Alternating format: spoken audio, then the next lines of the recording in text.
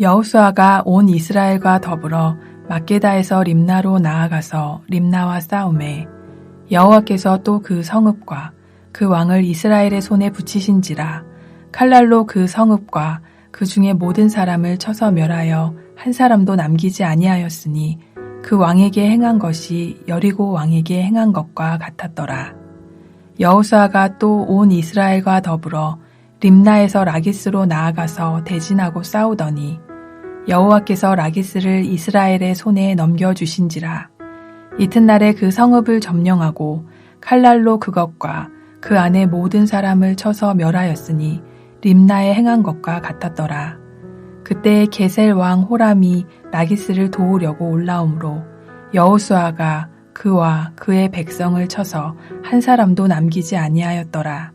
여호수아가 온 이스라엘과 더불어 라기스에서 에글론으로 나아가서 대진하고 싸워 그 날에 그 성읍을 취하고 칼날로 그것을 쳐서 그 중에 있는 모든 사람을 당일에 진멸하여 바쳤으니 라기스에 행한 것과 같았더라.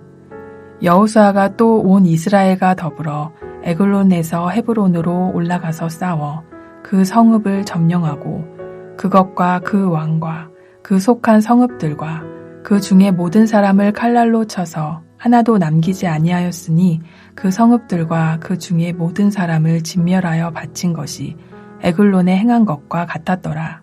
여호수아가 온 이스라엘과 더불어 돌아와서 드빌에 이르러 싸워 그 성읍과 그 왕과 그 속한 성읍들을 점령하고 칼날로 그 성읍을 쳐서 그 안에 모든 사람을 진멸하여 바치고 하나도 남기지 아니하였으니 드빌과 그 왕에게 행한 것이 헤브론에 행한 것과 같았으며 림나와 그 왕에게 행한 것과 같았더라. 이와 같이 여호수아가 그 온 땅 곧 산지와 네겝과 평지와 경사지와 그 모든 왕을 쳐서 하나도 남기지 아니하고 호흡이 있는 모든 자는 다 진멸하여 바쳤으니 이스라엘의 하나님 여호와께서 명령하신 것과 같았더라. 여호수아가 또 가데스 바네아에서 가사까지와 온 고센 땅을 기브온에 이르기까지 치매 이스라엘의 하나님 여호와께서 이스라엘을 위하여 싸우셨으므로 여호수아가 이 모든 왕들과 그들의 땅을 단번에 빼앗으니라. 여호수아가 온 이스라엘과 더불어 길갈 진영으로 돌아왔더라.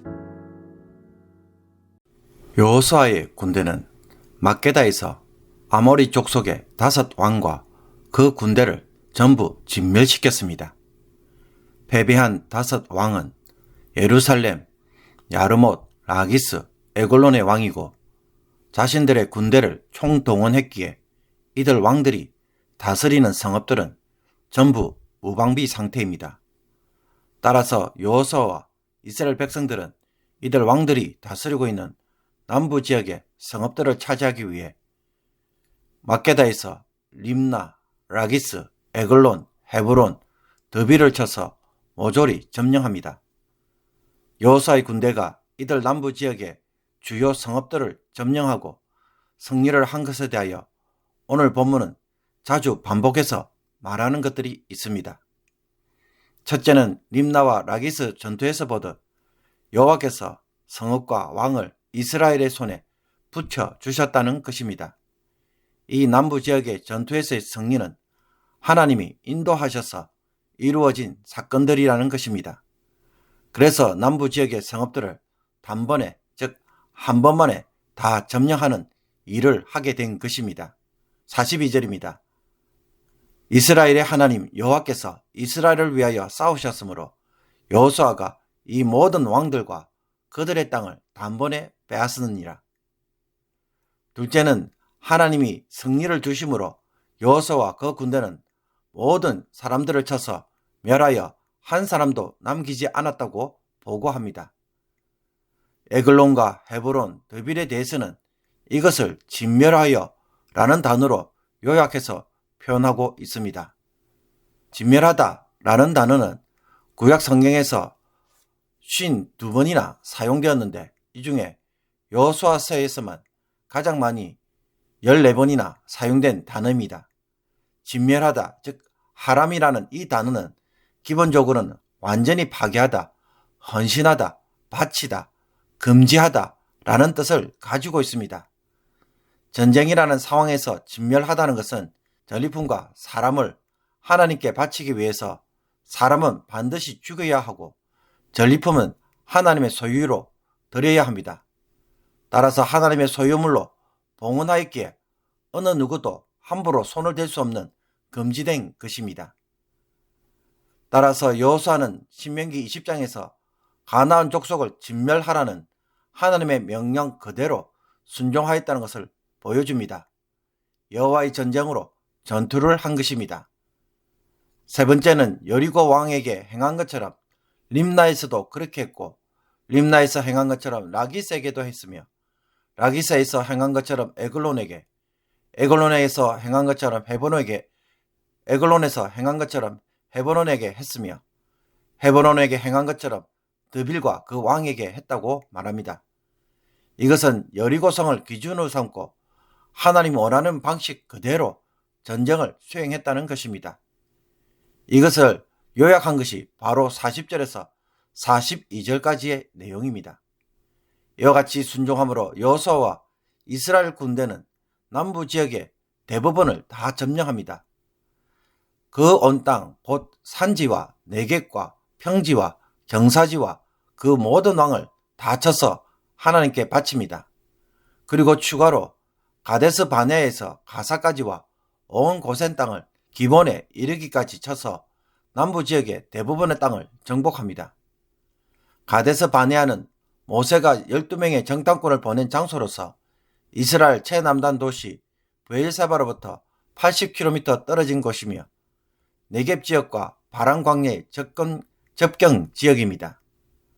가사는 가나안 땅의 서쪽에 있는 최남단 성읍이고 고센 땅은 출애굽기에서 이스라엘 백성들이 살았던 애굽의 나일강 삼각주가 아니라 가데스 바네아를 경계로 삼아 위로 기본에 이르는 네겝의 북쪽 지역을 아우르는 가르치는 말입니다.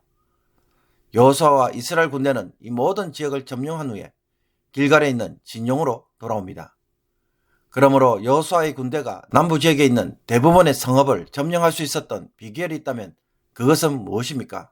42절에서도 요약하고 있듯이 이스라엘의 하나님 여호와께서 이스라엘을 위하여 싸우셨기 때문입니다.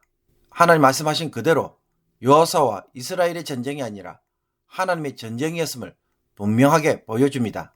하나님 눈에 보시기에 악한 가나안 주민들을 심판하셔서 거룩한 자기 백성에게 주시고자 한 전쟁입니다. 하나님의 백성들이 그 땅에서 왕노릇 하게 하시기 위함인 것입니다. 둘째로 여호수아의 군대가 각 지역에서 전쟁을 할 때마다 진멸하여 하나도 남김없이 하나님께 다 바쳤다는 것입니다. 이것은 전적인 순종과 헌신으로서 후회할 것이 없는 전쟁을 치루었다는 것입니다. 하나님께 일부만 드리고 적당하게 헌신하는 척이 아니라 처음 여리고성 전투를 하는 것처럼 중간에 해이해지거나 적당하게 깨를 부리는 일 없이 모든 남부의 성읍을 한결같이 전투하였다는 것입니다.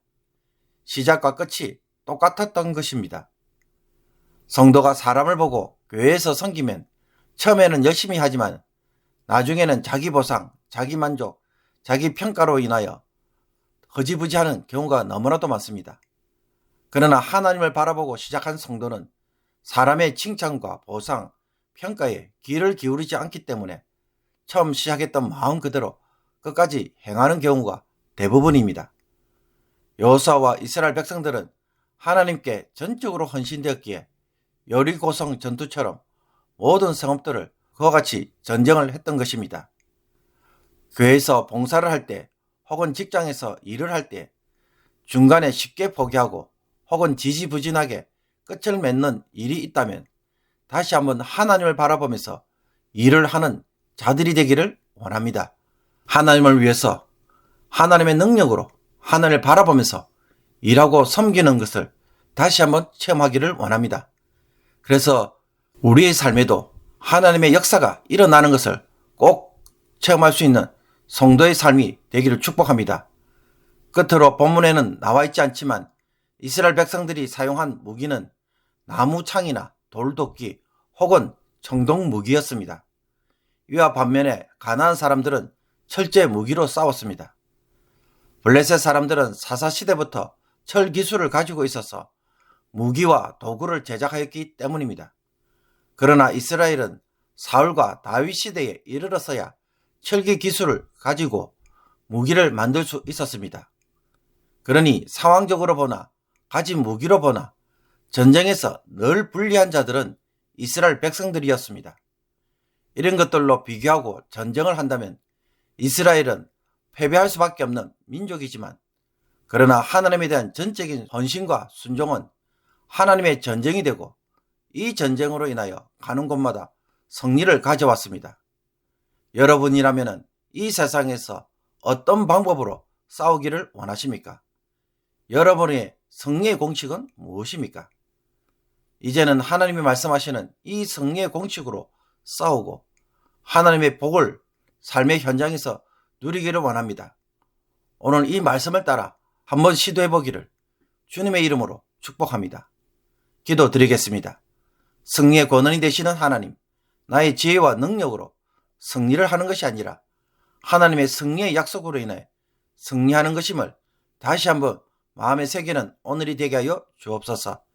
하나님의 승리의 약속을 누리기 위해 하나님에게 온전히 순종하고 헌신하는 자가 되게 하시며, 이 승리의 공식으로 하나님의 역사를 만들어가는 믿음의 성도가 되게 하여 주옵소서. 사람의 방법으로 하다가 실패하고 사람의 생각으로 불안하며 염려하며 살아가는 자들이 아니라 이제는 이 하나님 때문에 기대하고 사모하며 더 깊은 기도의 자리에 들어갈 수 있는 성도가 되게 하여 주옵소서. 아직 정복하지 못한 땅이 있다면 오늘 무엇인지 가르쳐 주셔서 실패와 연약함을 변명으로 삼지 않고 이제는 이 말씀을 통하여 승리하는 성도가 되게 해주시고, 연약한 부분을 극복하는 모든 성도들 되게 하여 주옵소서. 나의 신앙의 가장 약한 부분을 해결함으로 하나님께 영광을 돌리는 복된 하루가 되게 하옵소서. 예수 그리스도의 이름으로 기도합나이다. 아멘.